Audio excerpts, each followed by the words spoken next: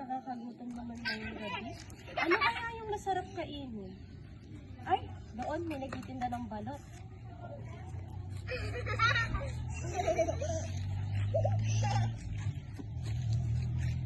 Ate, magkakita ko yung balot? Bukan kasi panay. Uy, Pepe! Kumusta na? Buti na padaan ka dito sa barangay namin. Halika, magmerienda ka muna. Meron ditong balot at penoy. Mamaya ka na lumarga, ah. Kasi marami akong gustong ikwento sa'yo, lalo na tungkol sa Pilipinas. Grabe no, Pepe. Ang laki na talaga ng pinagbago ng Pilipinas. Pero ang totoo, parang ang gulo-gulo pa rin. May mga modernong gusali na, pero ang daming lumang bahay na dumumula at hindi pa naaayos. May mga mamahaling sasakyan.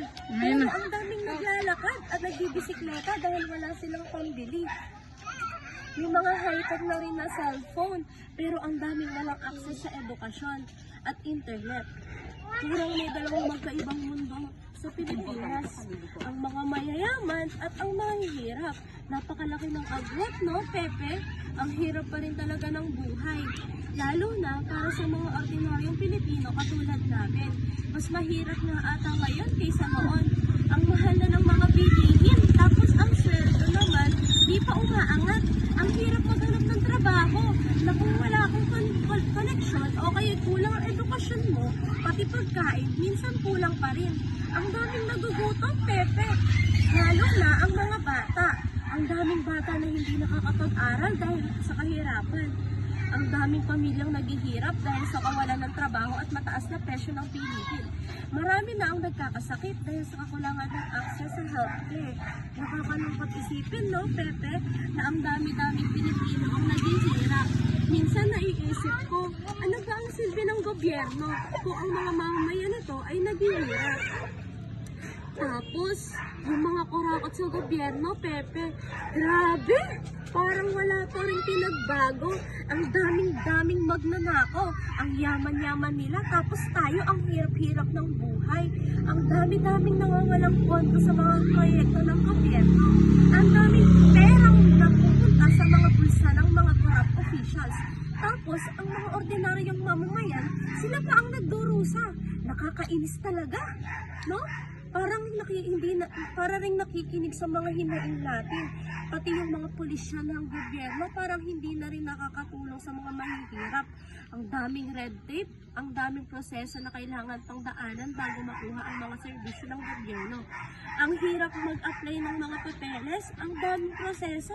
Tapos, minsan, hindi pa rin nakaka-aprobahan. Pero, hindi naman lahat, Pepe. May mga mabubuti pa rin namang tao. May mga kapitbahay kaming tumutulong sa mga nangangailangan, may mga estudyanteng nagsusumikap para makapagtapos ng pag-aaral, mayroon din namang mga lumalaban pa rin para sa tama.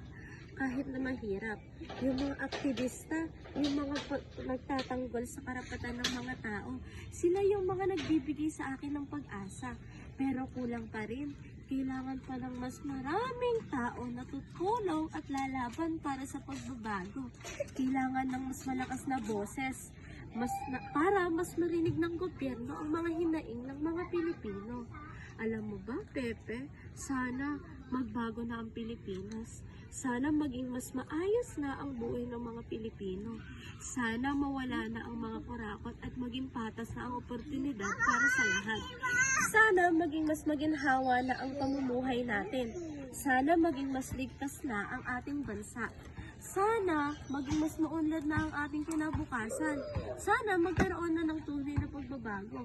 Sana mas maging malakas na ang boses ng mga Pilipino. Sana mas maging mahusay ang mga pamahalaan ng gobyerno. Sana magkaroon ng mas malaking pagbabago sa sistema.